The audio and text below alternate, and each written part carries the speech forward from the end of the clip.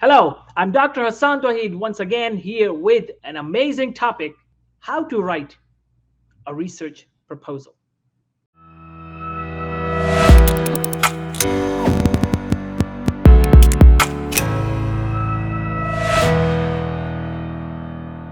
How to write a research proposal.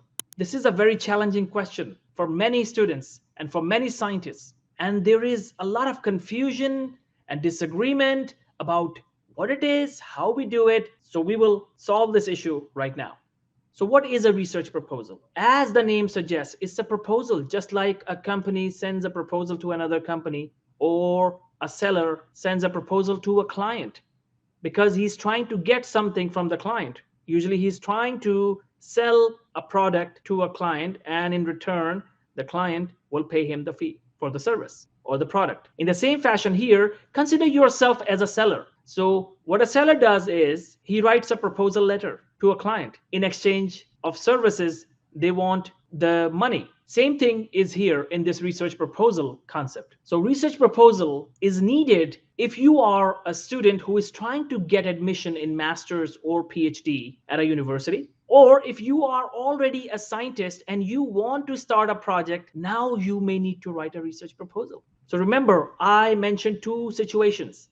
Situation number one is that you are taking admission at a university. Now you need to submit a proposal, especially if it's PhD admission, doctorate admission, PsyD, PhD. Now you need to submit your research proposal so that the admission committee or whoever is the deciding person likes your project and says, okay, we give you the admission. This is a good idea. You can perfectly do a good research on this topic and you get the admission. So that's if you are a student. Now, if you are a scientist, now you have a lab at a university. Now you want to start a project. So you will convince the authorities, the institutional review board, or the authorities that I want to start this project. This is my idea. This is my plan. This is the project. The purpose is to get the approval, the permission, or the finances. A third situation could be sending a proposal letter to the funding agencies to ask for funding for a research project. Just like grant writing, it's also kind of a proposal where you send the letter to get the money for the project. So there are two situations mainly. If you are a student trying to get into a university for admission into a doctorate degree program or PhD program, PsyD program, both of these are doctorate programs, or master's program. You submit a proposal to the admissions committee and they decide whether they give you the admission or not. Second situation is you already are a professor or a scientist who is working at this particular university and now he has an idea, he wants to start a project. He doesn't have a permission from the university to start the project and he does not have the money to start the project. So if you are a scientist who does not have the money to start a project or who does not have the permission to start the project, or both, or if you are a student who is trying to get into a university, then this video is for you. So how do you write a research proposal? So as we know, research proposal is a proposal document that you will submit to convince somebody to let you do this project.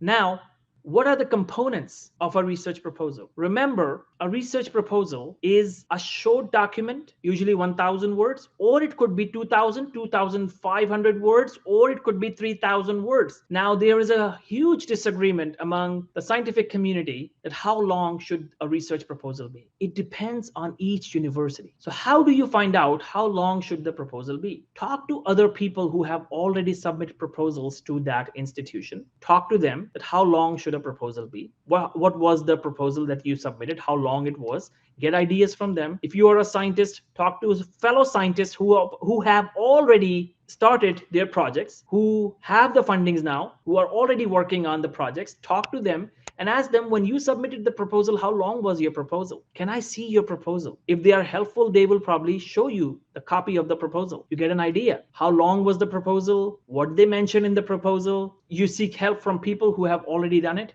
Same for the students. If you are trying to get admission into this university and you don't know how long your proposal should be, talk to previous students, go to the university campus, talk to people who are already students of this program and ask them for help. Tell them that I'm trying to get into this university and they require me to submit a proposal letter for my project. Could you please help me, guide me? How long should my proposal should be? How long should my proposal be? How many words? how many headings, how did you submit your proposal, to whom, how much time did you take. Get ideas from them. The biggest mistake I believe that people do is they don't talk to previous students. They don't talk to current scientists who are working in the university libraries, in the labs, or who are already faculty members. So if you are a scientist, go talk to other scientists at the same university. If you are a student who is trying to take admission at this university program, go and talk to the students who are already enrolled, and you will get an idea how to write your proposal. Now,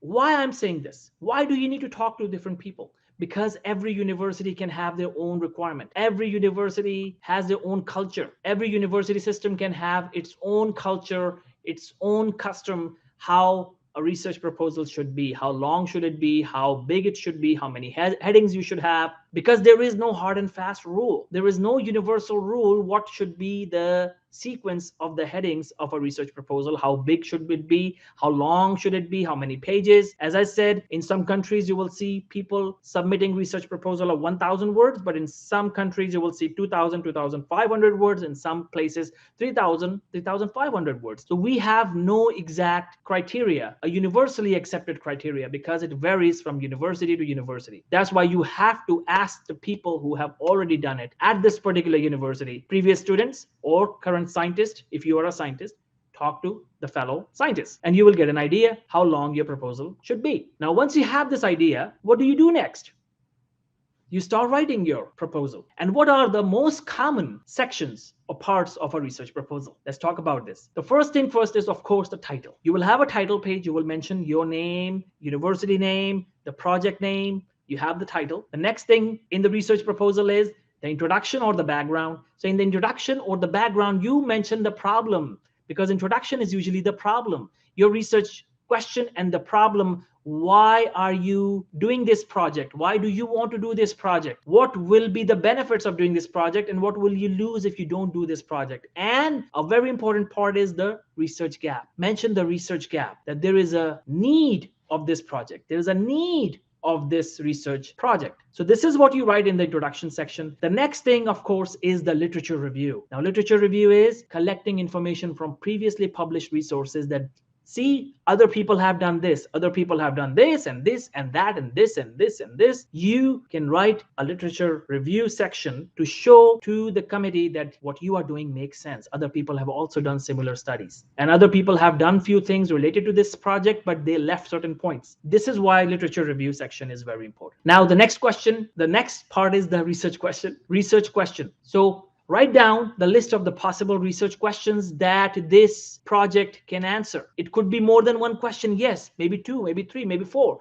Write down the possible questions that in your project you may answer these questions. Now, the next step is the hypothesis. So what is your hypothesis? What do you feel the outcome should be? Your idea. That's the hypothesis, right? We'll talk about hypothesis in another video sometime. Now, once that is done, what is next? Now, the methodology. The most important part is the methodology of your proposal. What you will do, how you will do it, how many participants you will need, how many patients you will need, what will you do? Is it a pure systematic review kind of project, or if you need real patients? And as I said, that's why you need to talk to the committee or talk to the previous students or talk to fellow scientists to know exactly what kind of project you can do, because some universities do not allow empirical studies and some universities do not allow systematic reviews. So you have to talk to previous students or current fellows, co-workers, that when they submitted their proposal, what did they do and what kind of projects are usually allowed by the university? Do they allow empirical study or do they not allow empirical study? If they allow empirical study, then you can do a cross-sectional study, cohort study, case control study, or a clinical trial. But if they do not allow it, then you do a review article, systematic review. That is why it is very important to ask and find out what kind of project is acceptable. So in the method section, you will write down the patients needed, if empirical is allowed, the sample size, what is your proposed sample size, and everything that is needed in the methodology, the tools and the techniques that you will need to have this project done. And now the budget. How much money do you need for this project? How much money is needed for this project? And how much time will it take to do this research, to complete this research? And then, of course, the next thing is, what are the constraints, what are the difficulties you may face, what are the challenges you may face while working on this project. Once that is done, the next part after method section is the implications of your study, why this research is important, why the committee should accept your proposal. Implication. Here you mention the benefits because it's like a sales script. So here you mention the benefits of this project. What will the people, the consumers, the readers gain? What will people get from it? What the world will get out of it? The benefits, at least 3 or 4 benefits, you mentioned that. And then the end part is, of course, the conclusion section if you want to add it. Otherwise, just move to the references. Once you do that, your research proposal is ready. And then you go through the proposal once again. Make sure there are no spelling mistakes. There are no grammatical errors. Check on softwares for grammar check, or seek professional help from a proofreader or editor. Just pay a little bit, but they will help improve your proposal letter. They will help improve the spellings, grammatical errors, and they will make it wonderful. So once that proposal is done, you submit it. And if you're getting admission, best of luck. It will be accepted, hopefully, if you really, really do a wonderful job while writing your proposal. And if you are a scientist who is looking for funding or an approval for the project, your letter, your proposal will be accepted if you are persistent and you submit a very good proposal and you have a wonderful idea. So best of luck, and watch this video once again, and we'll meet again in another video. Thank you. Keep learning, keep watching.